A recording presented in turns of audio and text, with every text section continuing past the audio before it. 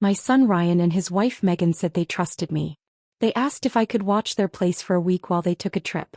Just a simple favor, they said. They smiled as they left, even handed me a bottle of wine as a thank you. But what they didn't mention, or maybe didn't want to mention, was that the house was filled with cameras. At first, I had no idea I was being recorded. I was just going about my day. But then I found the footage. Megan's voice, laughing, calling me the old babysitter who'd put up with anything.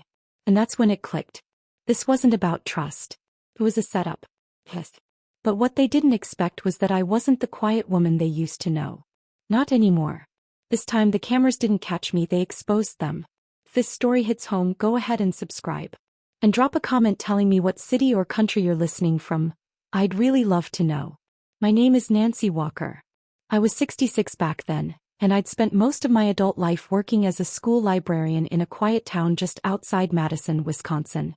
Books were my escape and silence was how I stayed centered. I liked order.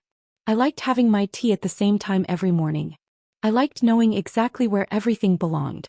After my husband passed, that silence grew heavier, but it was still familiar. I stayed in the house we'd bought together until the stairs started feeling like mountains and the winters got just too long. That's when Ryan and Megan came to me with an offer that, on the surface, sounded kind. "Why don't you move in with us?" they asked. "It'll be easier. We've got the space. You'll have your own room. The kids would love to have you around." I hesitated. I didn't want to impose. But they insisted. Said I'd have my privacy, said it was family. So I moved into their sleek, modern 2-story home in Cedar Grove, New Jersey.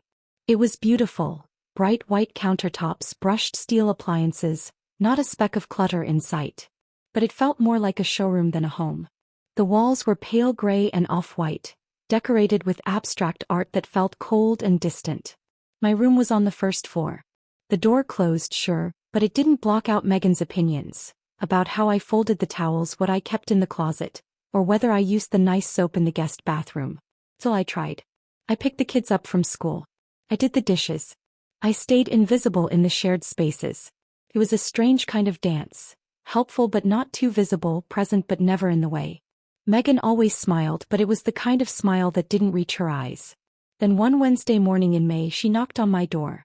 She was already dressed in crisp linen, holding a mug in one hand and her tablet in the other. "Ryan and I are going to Hawaii," she said. "Just the two of us.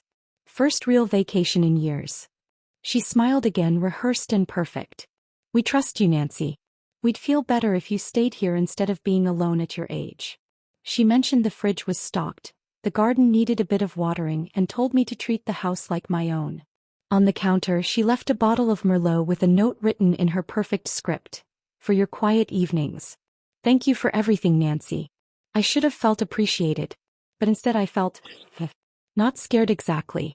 Just a weird sort of unease, like walking into a room that had been scrubbed too hard, where even the air didn't feel right. That morning Megan gave me a stiff hug.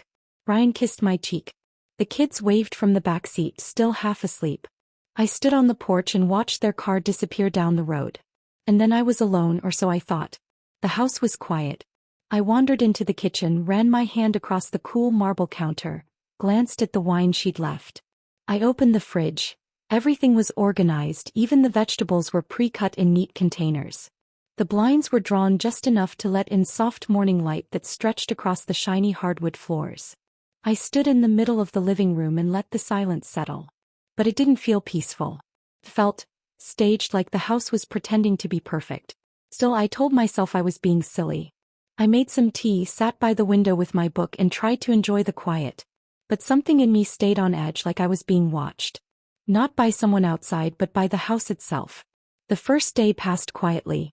I spent the morning in the garden, trimming lavender and tidying up the roses. The sun was warm, the air soft. I wore that wide straw hat Ryan had given me a couple birthdays ago, the one Megan always hated. Without them around, I didn't care. I got my hands dirty and hummed to myself. Back inside, I wiped my shoes carefully before walking in, more out of habit than need. I'd been so used to disappearing in their space, it took effort to let myself feel comfortable.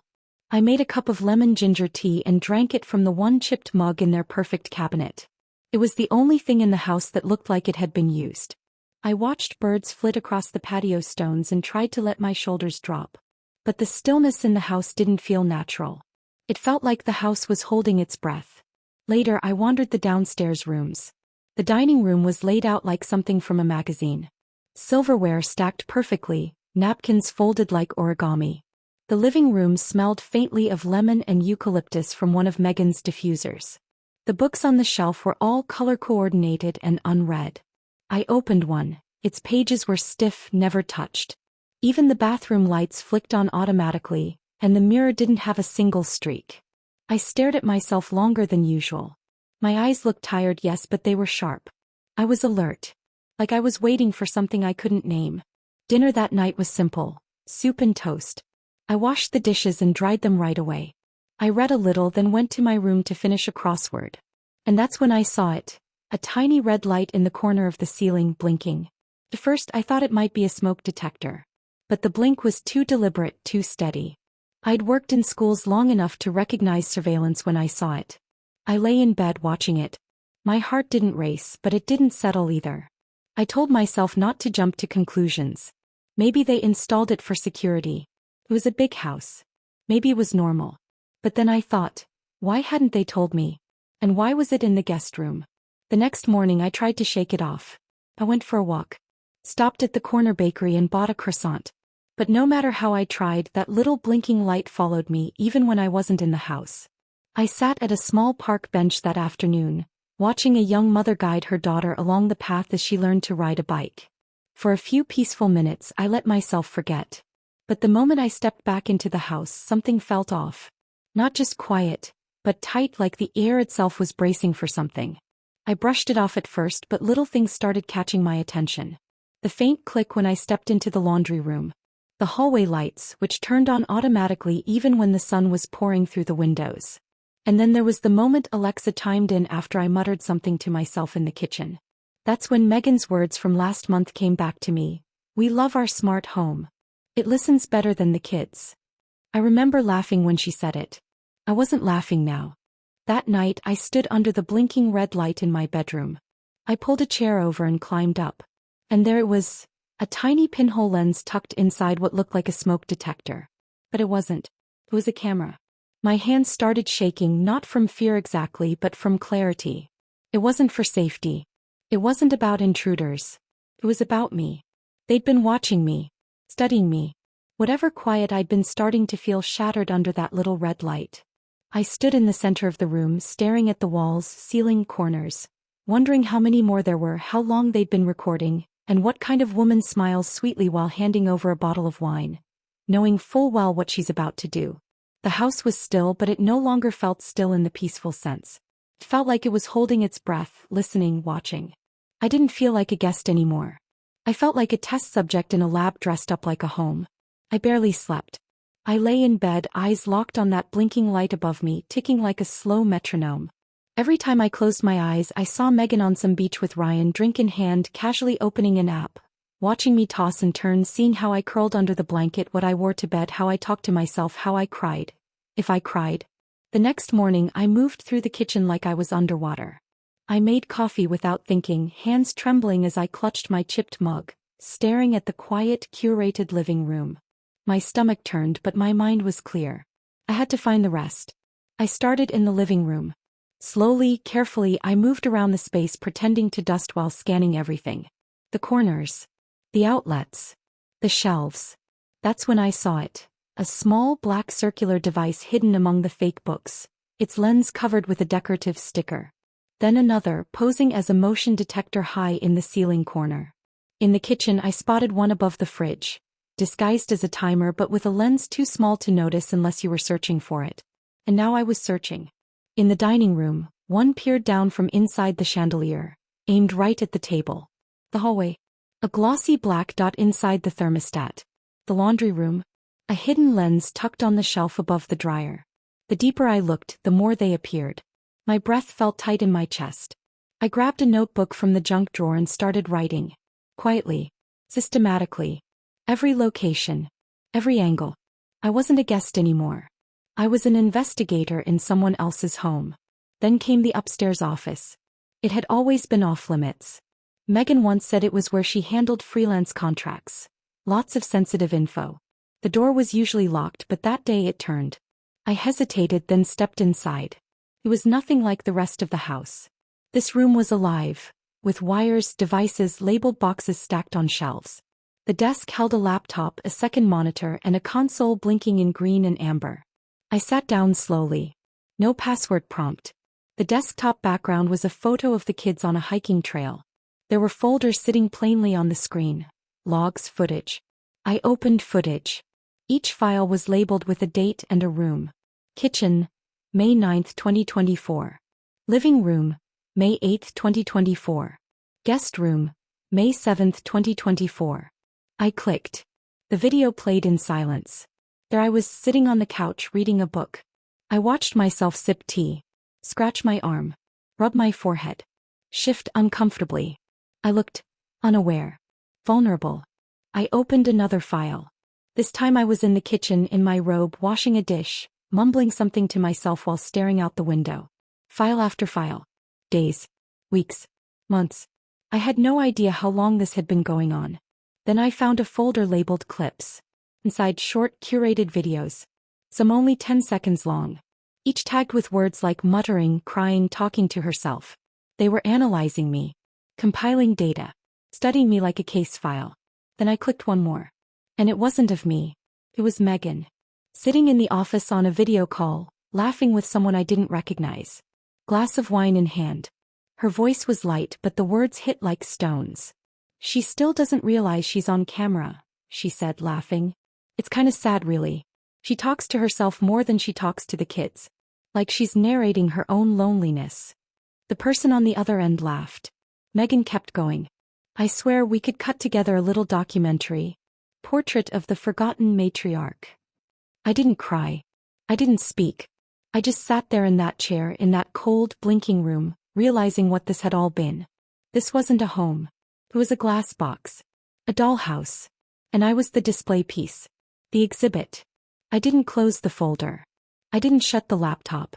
I left it open, her voice echoing behind me as I stood, because now, I knew. They hadn't invited me in. They'd installed me. And I was done performing. I closed the office door behind me with the kind of gentle instinct I hadn't used since Ryan was a baby.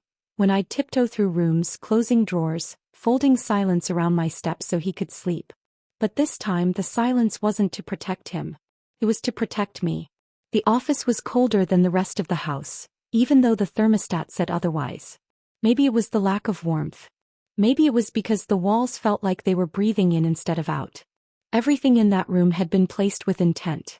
Nothing random. On the far wall sat a black cabinet with 2 drawers, both locked. Cables ran from it to a custom tower on the desk. Ports blinking like a pulse. I stepped toward it, studying every piece. Even in all my years at the library, I'd never seen a setup like this. To the left, beneath the window, was a metal filing cabinet. I opened the top drawer. Manuals, warranties, invoices. All meticulously labeled. Security systems, cloud storage, surveillance software. One receipt caught my eye. A custom remote monitoring package. It listed each room by name, including mine.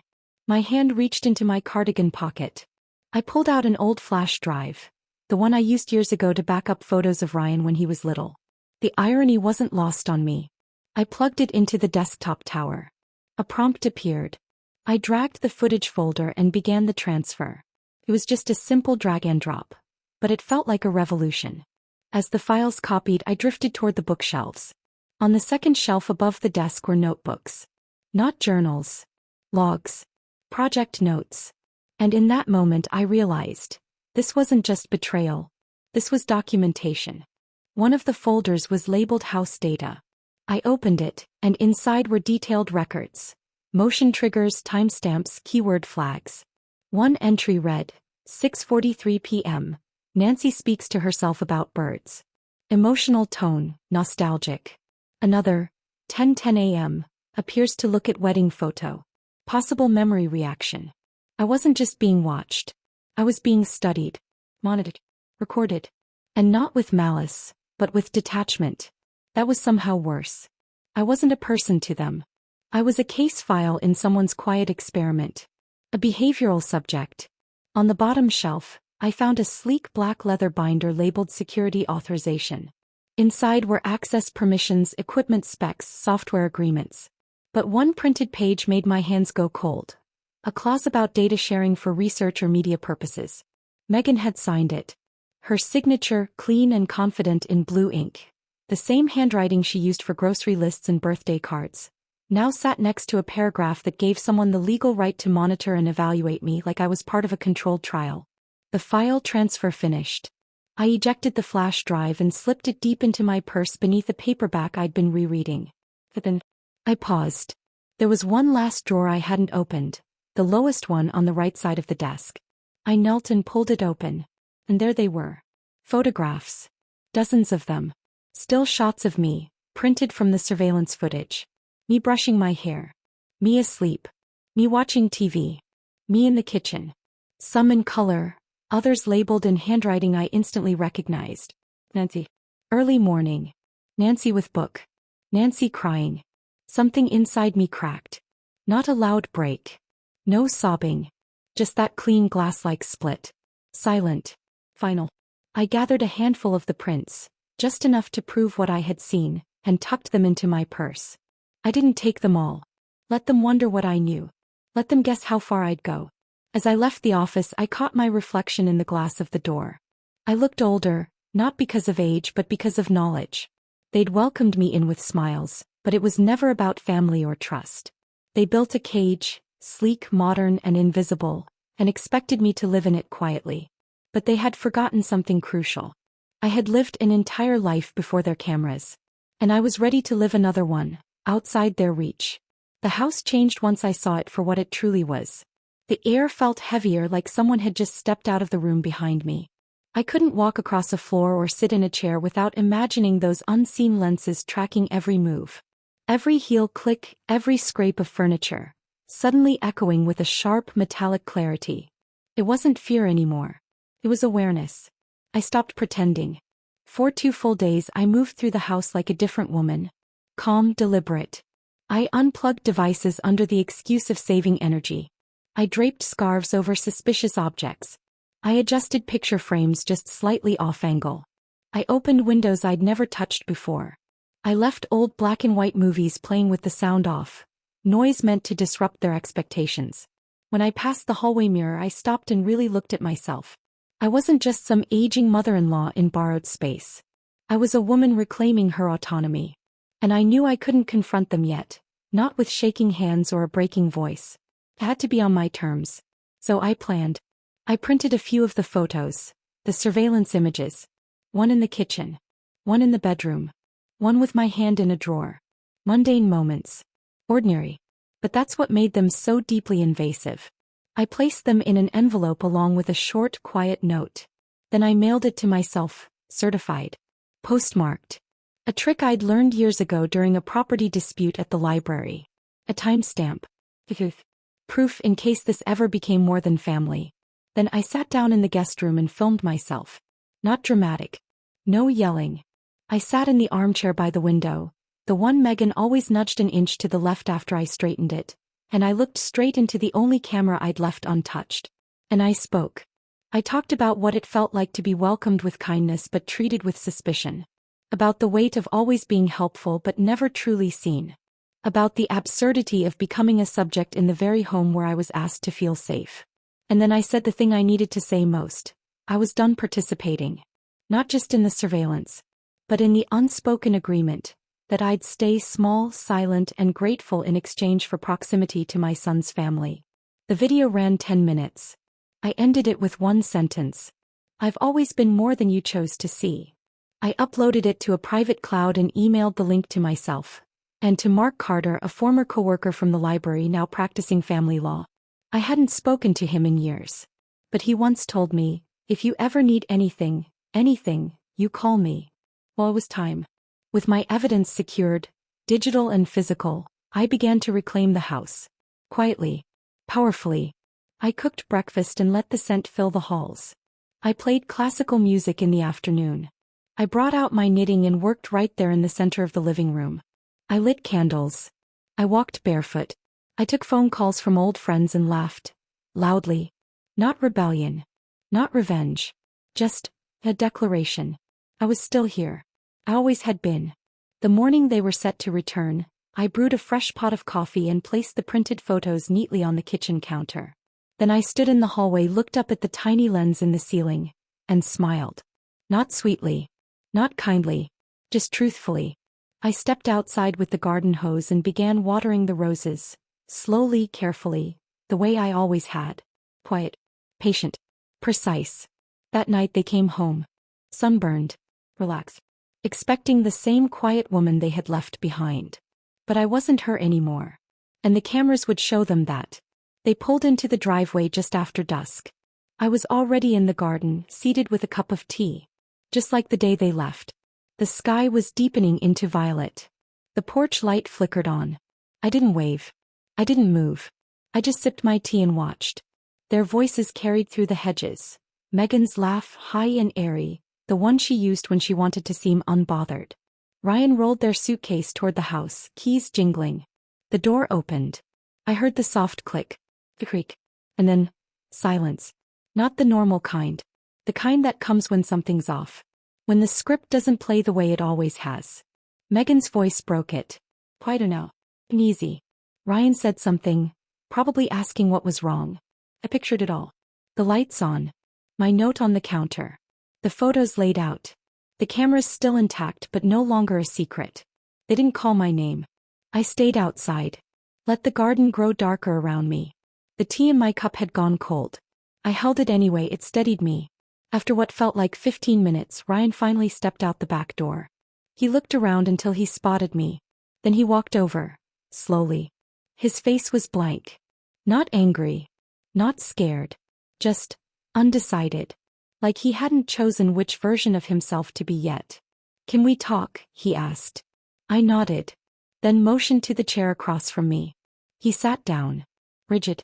Hands folded tight in his lap. The silence settled again. It loaded. But this time I didn't rush to fill it. I waited. I wanted to hear what version of the truth Ryan would try to tell. He started with the expected lines. That it wasn't personal, that the cameras were for security, that they'd simply forgotten to turn them off while they were away. He spoke in the flat tone of someone who'd rehearsed the excuses on the drive home, hoping to land somewhere between apology and justification. I didn't say a word. I let him speak. Then he said it, that word that finally made me interrupt. Trust. So I asked him calmly, slowly, if he'd feel trusted knowing someone had recorded his most private moments for months without ever telling him. Would he call that protection? Or control? He didn't answer. That's when Megan stepped out. Her mouth tight, arms crossed. She didn't sit, she stood behind Ryan and said she was hurt. Hurt that I had gone through their things. Hurt that I'd shared files with a lawyer. So she knew. I looked at her and said that if she was hurt by being caught, she might consider how I felt being studied like a stranger in my most unguarded moments. I reminded her of the locked room. Of her signature on the data agreements. Of the file names marked crying and off behavior. Her jaw clenched, but she didn't argue. And I told them I wasn't angry. I wasn't even looking for an apology. I was finished. I let them know I'd consulted with a lawyer, that my financial contribution to their home would be documented, valued, and repaid. I told them I had copies of everything. The footage, the equipment lists, even a backup stored off-site. Megan opened her mouth, maybe to fight back, but Ryan placed his hand on her arm. For the first time he looked at me, really looked at me. Not like a son dealing with his mother. But like a man realizing he'd misjudged someone he thought he knew. He asked me what I wanted. I told him the truth. I wanted space. Legal, physical, emotional. I wanted a home of my own again. A place where I wasn't monitored, managed, or minimized. I wanted dignity. And if they couldn't offer it freely, I would take it for myself. The silence that followed felt different. Harper. Ryan said he understood. Megan said nothing. She turned and walked inside.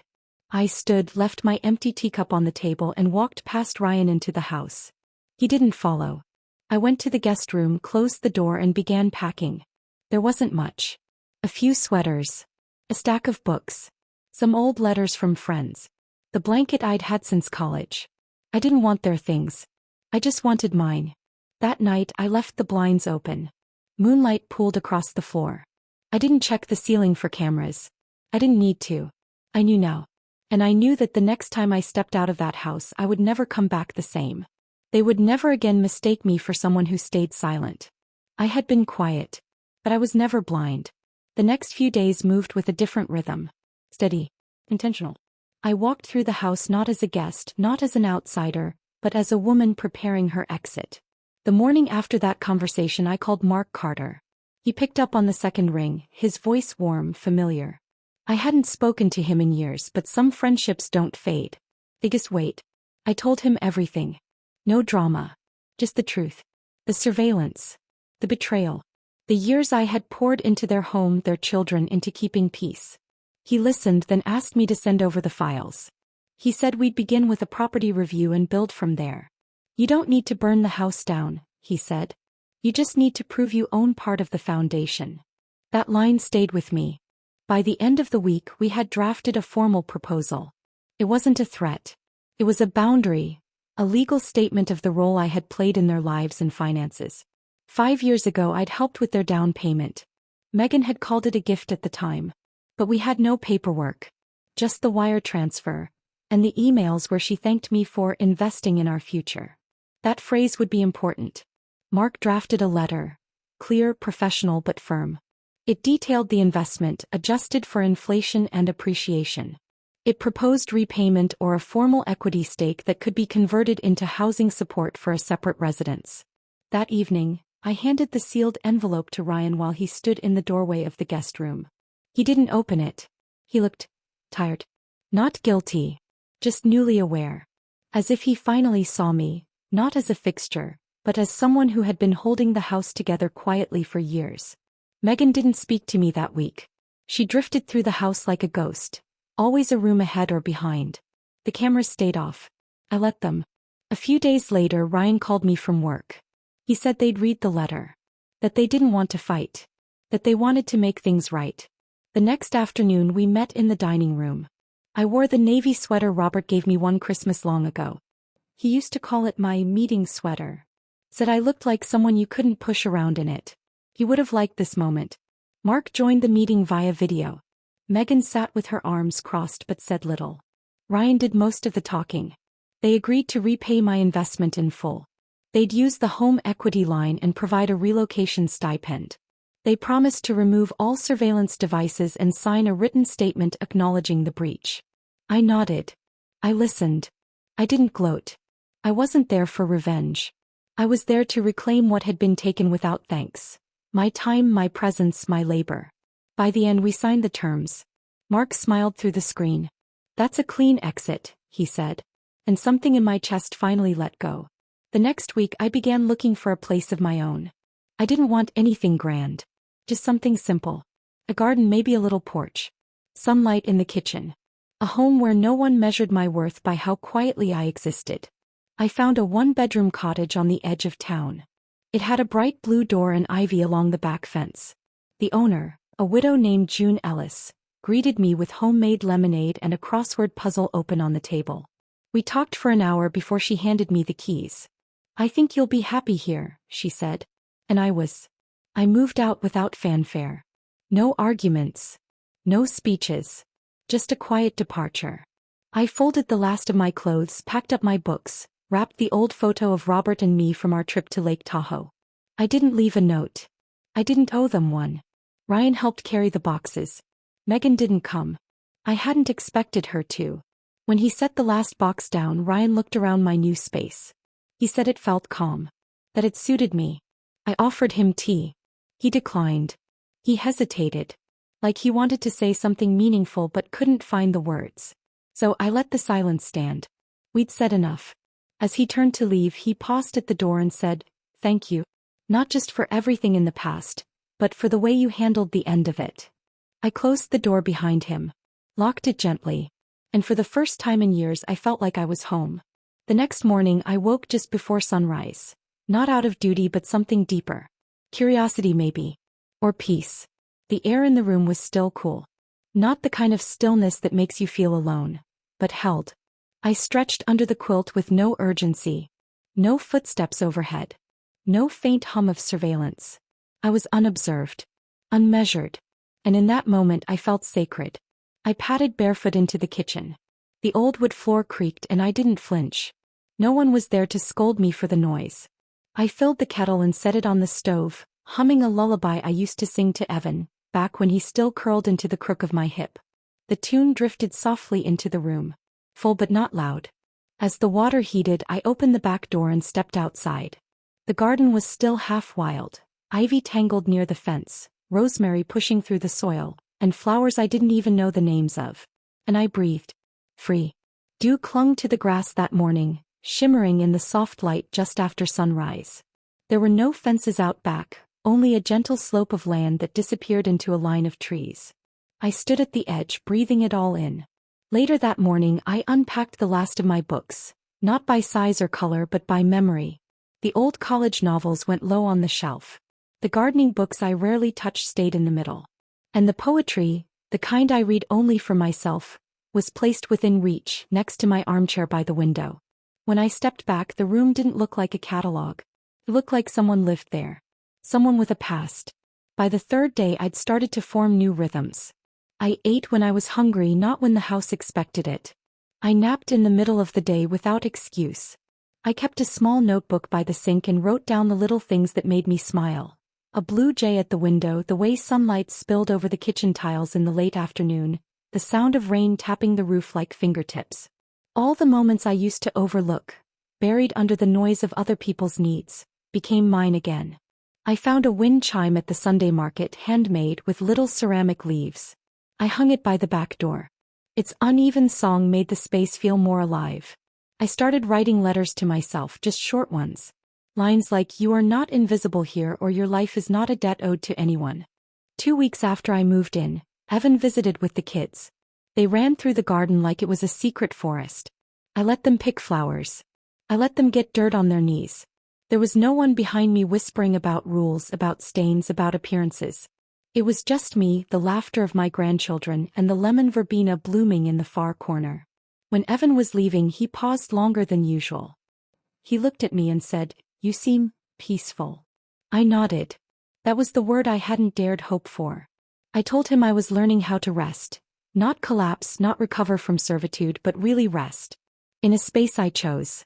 In a life I shaped with my own hands.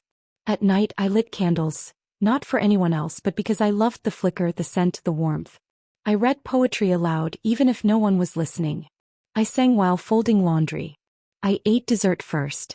I bought a second-hand typewriter and typed little stories just to hear the keys clack against the ribbon. I stopped chasing usefulness.